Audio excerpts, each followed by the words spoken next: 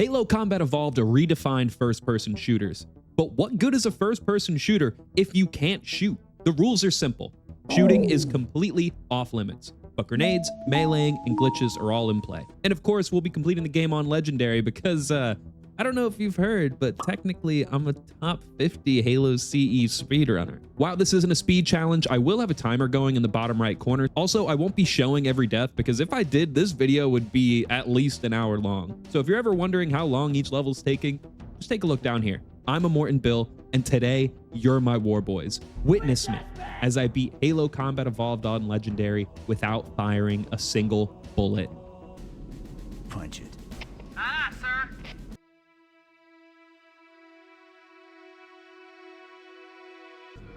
Don't keep it loaded, son. You'll have to find ammo as you go. Keys, my man. I knew you believed in me. Who needs bullets in a zero-shot challenge anyways?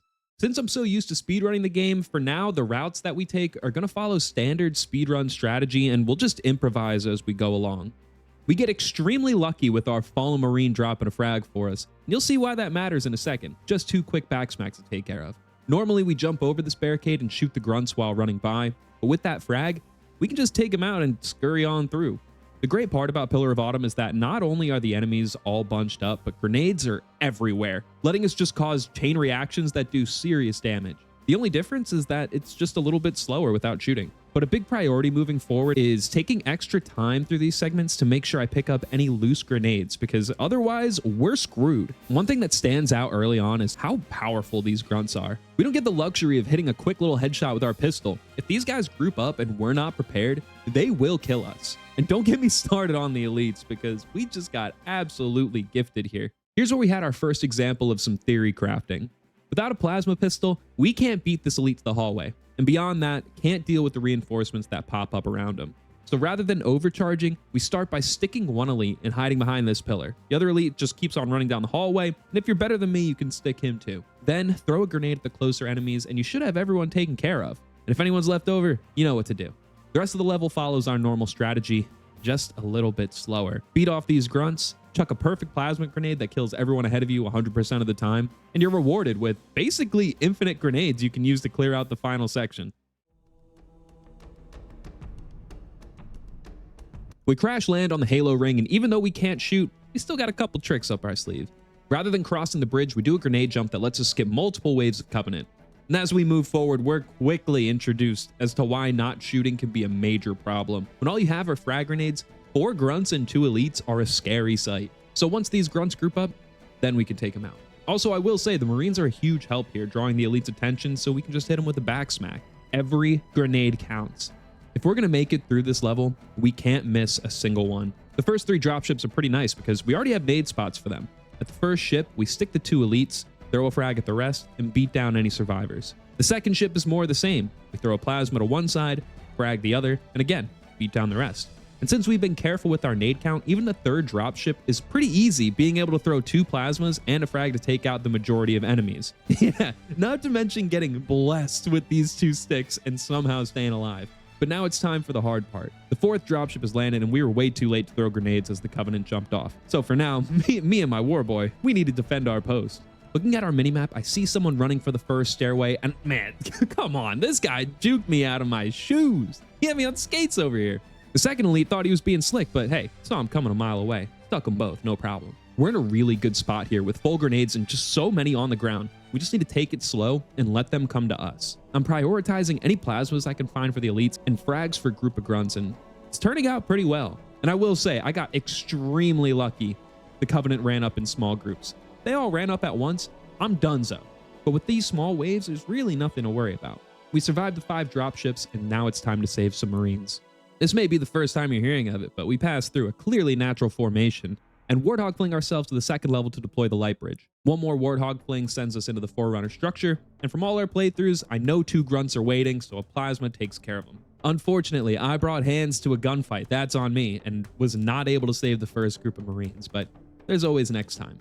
For the second group of Marines, we have to deviate from our normal strategy. Normally, we'd snipe these 3 and call it a day, but no shooting.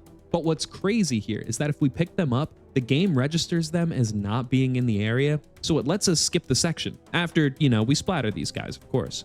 Listen, Listen. I know I'm not allowed to shoot, but no one said anything about my teammates. The final section, I just hung out and let the gunner go freaky style on him. He's a little bit slow though, so I had to take matters into my own hand and start running some of these fools over myself.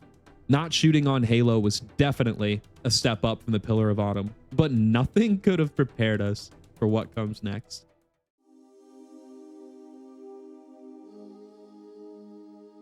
Man, I have a hard enough time beating this level in general. How am I supposed to beat it without shooting? Let's just say, this is not my first attempt. I tried sneaking off to the right side of the map. I tried aggroing the Marines, they turned into super soldiers. Wasn't working. So then I just hid and let everyone run by, and the next thing I knew, I was able to run through the first beach section with some health left over. We get a really clutch checkpoint and reach the hardest part of this level.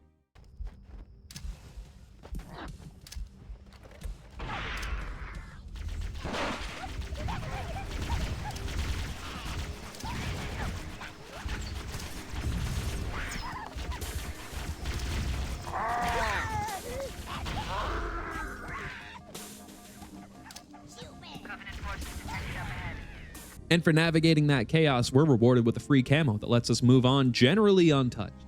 The majority of our enemies are asleep, and we hold camo until they're all dead, so we can just cruise through to the gravlift waves. Now, since we can't shoot, our gravlift waves look a little bit different. We still try to pre-nade the Covenant as they drop, but it's not a sure thing that we'll get a complete wave wipe, so our strategy is to chuck a nade and just smash on whoever lives. As we fight on, the one thought in the back of our head is that we need to save our nades. For the next section, we need at least 6 grenades, and if we can't find them, we may as well just reset. And as you can see, we're low on grenades, so I backtracked, and next thing I knew, the game killed off an elite for me, giving me 2 more. This leads us to Truth and Reconciliation's biggest trick, belly skip. Since we can't shoot, belly skip is going to look a little bit different. We throw 6 grenades as opposed to 5, and as the 6th one explodes, crouch along the Wraith's wing. But I forgot that explosions could actually kill me, and I don't even want to talk about the number of attempts this took. Let's just say after a while, we finally clip inside and launch ourselves out of the map. Once above the map, we walk along specific paths, skipping 10 waves of Covenant, making this trick essential for a 0-shot playthrough. But let's be clear, I'm not walking on normal ground. I can't step wherever I want. One wrong move and I fall back in the map, making the trick worthless. But we're back in the map, and we're back to hitting people. TNR has a second major time save, the quad nade stack. Now don't get me wrong, I'm sure I could piece up all the enemies on this floor no problem. I'm just taking it easy on them by grenade jumping away. And what's really great about this challenge is that there's so much more freedom to explore the level. I had no clue a health pack and 2 frags were waiting here for me, and it's perfect timing because this room has a gold elite, 2 red elites, and who knows how many grunts. The rest of the hallways are no problem as we've done them hundreds of times and know where each enemy is going to be. The only part I'm concerned about is the final room. Or at least I was before exploring the ship and finding just a random camo sitting here waiting for me. With the camo, we can sneak into the holding cell and beat everyone down before they know what hit them. Now we just need to keep this dumb bastard alive.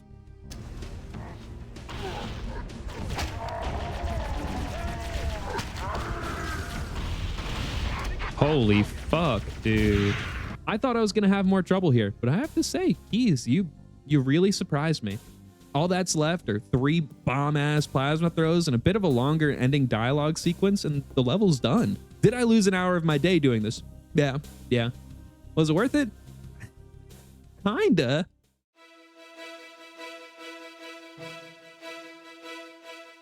The Silent Cartographer is the perfect level for a 0-shot challenge because the speedrun strategy essentially doesn't have you shoot anyways. And you know, since we don't believe in gun violence, we avoid the battle and take a long walk on the beach.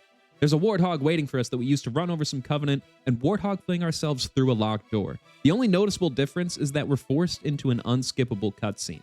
On a normal speedrun, you can shoot before reaching this point, and since you're in combat, the cutscene won't trigger. So instead, we just have to sit through it.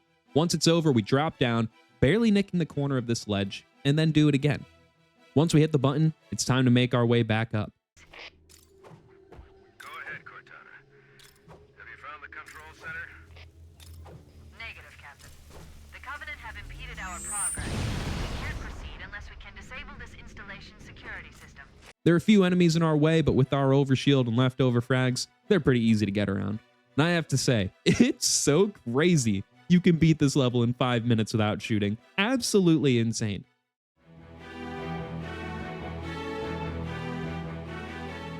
With just our hands as weapons, it's time to commence our assault on the control room. Sure, there are a ton of enemies at the beginning of the level, but they stay grouped up, making them pretty easy targets.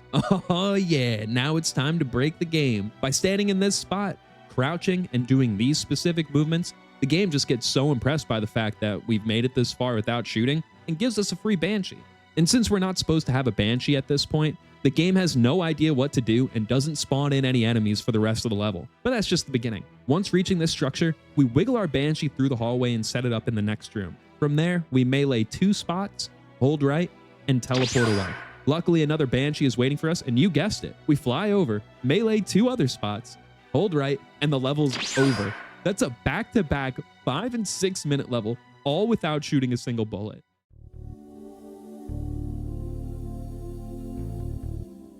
Cortana said we need to go punch some more people, and I'm going to be honest, I will do anything she asks, so that's no problem.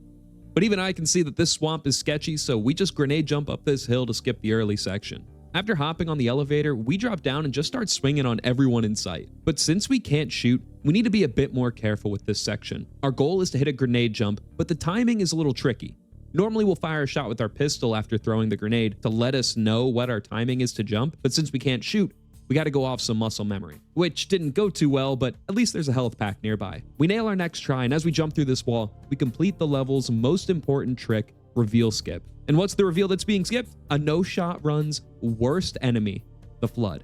Fortunately, we don't have to worry about killing off the Flood yet.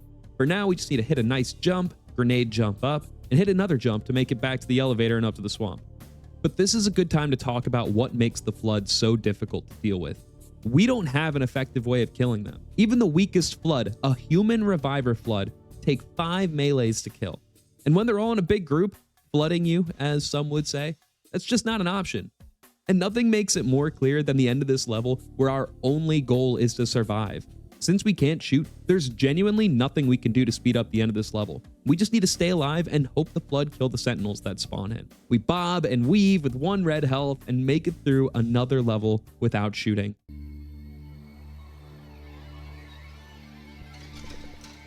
Going into the library, I genuinely couldn't think of how it would be possible to beat this level without shooting. The number of enemies alone is enough of a factor, but dude, even with shooting, this level is so hard. But boy, I tell you, these fists are just craving a fight. We start the level by pushing 343 Freaky Spark to run on ahead, and then from there, we backtrack and do our usual grenade jump to the interior section. Normally, we would have this plasma rifle Flood follow us to complete a Flood bump, but since we can't shoot, we're not even going to worry about it. But once we walk through this door, it's a complete free-for-all. We know where the Flood are going to be, we know the weapons they have and how many of them there are, but we can't control the amount of damage that will take. But an important thing to remember, once again, is that since this isn't a speed run, we can backtrack and look around for extra nades, because without them, there's just no way to deal with the numbers. And even with the nades, there's no guarantee we're making it through alive. Our health is immediately brought down to 1 red. We grab a health pack around the corner, drop to the overshield, fail our nade jump, leaving us stuck in this tunnel longer than we can afford. But somehow, we're still alive. Without any nades and a fraction of an overshield, our only option left is to run. We're pelted with needles, brought back down to 1 red. We're out of grenades and have another wave of enemies incoming. Until we don't? We get absolutely bailed out because the wave of enemies meant to spawn at the end of the hallway just decided not to, leaving us home free to the elevator and surviving the first floor. The second floor gives us a free health pack and about 40 seconds of relaxation as, for whatever reason, when you stand in this spot, no other enemies pop up.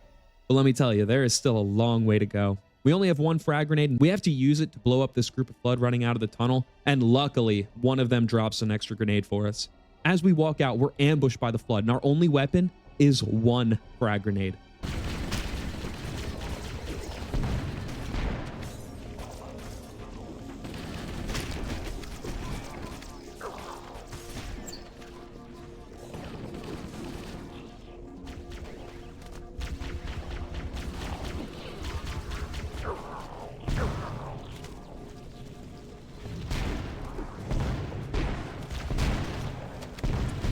No!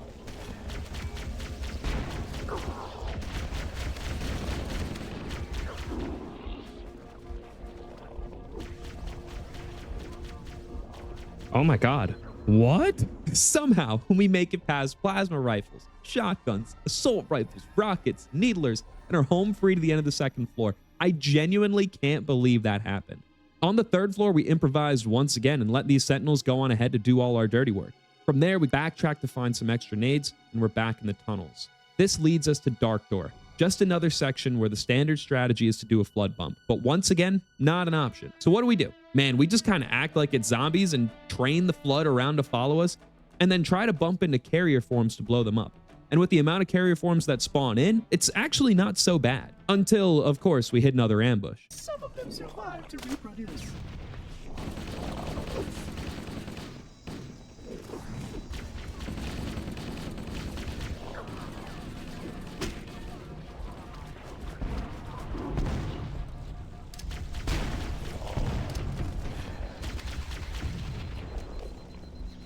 Holy fuck, dude, this is so bad. Man, I don't know what's happening, but we can't be touched right now. We survive with 1 red health again and reach Light Bump. Light Bump launches us above the map where we do a specific reticle lineup, hold left, and are bumped to the next section of the level. Only 1 floor left to go.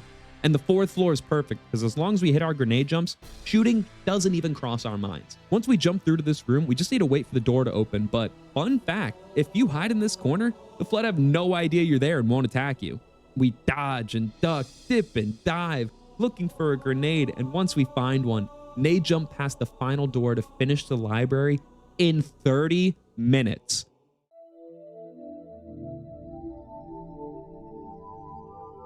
Freaky Spark doesn't like that we're about to beat the game without shooting, so he starts probably the hardest opening section of any level in this game.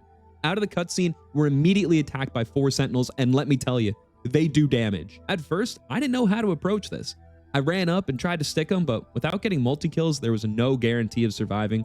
Then I tried launching a plasma with a frag, only to realize that trick works because Lasso has a higher blast radius. So I kept looking on YouTube and found an alternate strategy. When the level begins, we turn around and run along the outside of these glass panels. For whatever reason, the sentinels get somewhat grouped up, and with a perfect throw, we're able to stick one of them for a double kill, and then stick a third, leaving only 1 sentinel remaining. We run over to the door, smack the sentinel around, and open it ready for the Covenant and sentinels to fight each other. We have to stop him. We have to destroy Halo. According to my analysis of the available data... What are you doing? No, no, no! An explosion of sufficient size will help destabilize the ring and will cut a number... I've never had this happen before. All the sentinels were waiting at the door, making me have to run away, just praying I don't die, but luckily we had a checkpoint. And that's only half the battle. If they don't kill the Covenant, there's no way we're making it through this section.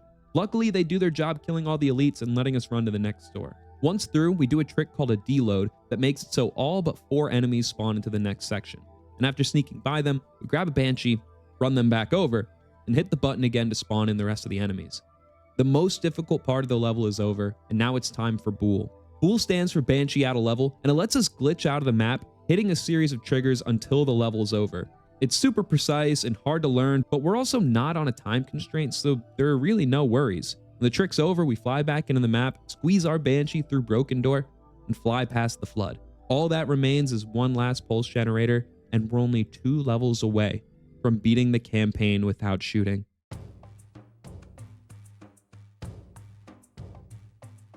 Keys has a bit of a problem. Remember on the library where I was supposed to do a flood bump but skipped it? That's really not an option here. If you want to beat Keys on Legendary, easily, you have to do a flood bump. So we start the level like normal. We skip the cutscene when this object hits the bottom left of our screen, hold forward, and instead of shooting this grunt, we just kind of get in the flood's way until they follow us. From there, we backtrack, get into position, and just start punching this guy. As he goes down, we crouch toward the wall and bump through to the other side. By doing this, all the enemies are spawned in, but they can't attack us, letting us sucker punch some and nade the rest. Keys, keys, keys. You thought you were safe? All that's left is a distraction nade, small drop, and the level's already over. A 2-minute level without firing a single bullet.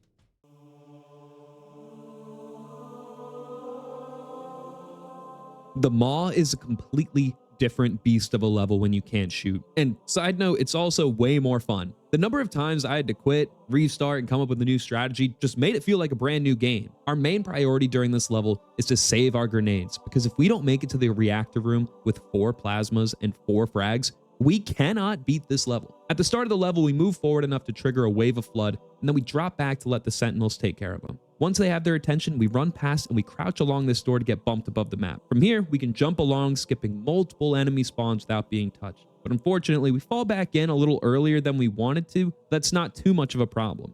Since we need to save our nades, we do need to play as passive as possible, and we learn some fun facts from doing so. For whatever reason, when you hide in this back room, the flood can't find you, making it a safe place to retreat to. A few flood are in the way, but luckily a bunch of carrier forms are waiting, so we just use them as bombs and blow up everyone around us. We grab the overshield, move through the vents, and find a secret room with 2 extra plasmas on the ground. This is huge. Now that we have 4 plasmas and 4 frags, we can beat this level. Again, we have to be sneaky here, just waiting on the other side of this door for the elite to get out of our way. And once he does, we skip the armory because there's nothing in there for us anyways. We open both exhaust couplings and throw 2 frags and 2 plasmas to blow up the first 2 reactors. But now it's all about staying alive. The flood and sentinels are all over the top floor and will even spawn into certain sections depending on the path that you take. So we made our own strategy. We jumped to take a secret route, dodging all the enemies around the first exhaust coupling. From there, 2 plasmas directly into the vent blow up the reactor, but also spawn in sentinels. And that's the real problem with this level. When we drop down to get a health pack, there's no way to get back up without triggering multiple flood spawns at the stairwell. So how can we blow up both reactors with our limited number of nades, sentinels flying around, and flood spawning in around every corner? We open the exhaust coupling, drop down to the bottom floor for a health pack, and throw our grenades from there. With every stairwell blocked off, we need to pray that we can find an opening somewhere. 1 red health, no grenades, and 1 final room. This elevator has 2 elites and fuel rod grunts, and I have absolutely no way of taking them down. So first I try to assassinate the elite and pick up his nades. Doesn't work. Then I think, oh, I'll assassinate him, grab his nades, and then run away. Doesn't work. Then I figured, why don't I let the elevator land and let them come to me? Maybe I can hide and they'll just run right past me. Who knows? And as I hid, something amazing happened.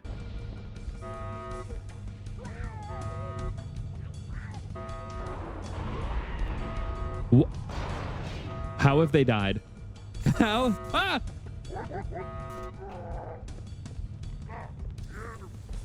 They're dying to this random fire. No way.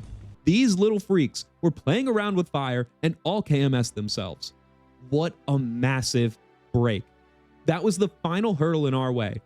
No more enemies to kill. All we need to do is drive.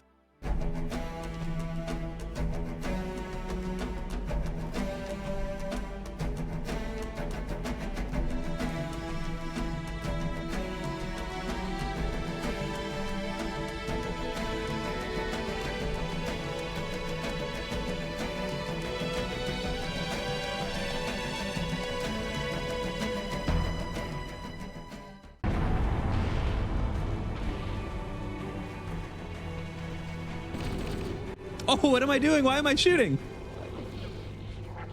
So, can you beat Halo C on Legendary without shooting? Yeah, as long as you're not an idiot like me and shooting the final cutscene, but whatever. I do have to say, this run was genuinely much easier than expected. Either way, it was a lot of fun to play the game a bit differently, come up with some new strategies, and just get a little bit of anger out. If you like the video, then you should subscribe and become one of my war boys. And if you're interested in seeing some more Halo challenges, go ahead and start this video next because come on, I mean, I'm sure you have another 20 minutes on your hands. What else are you doing? Thank you all for watching, and I'll see you in the next one.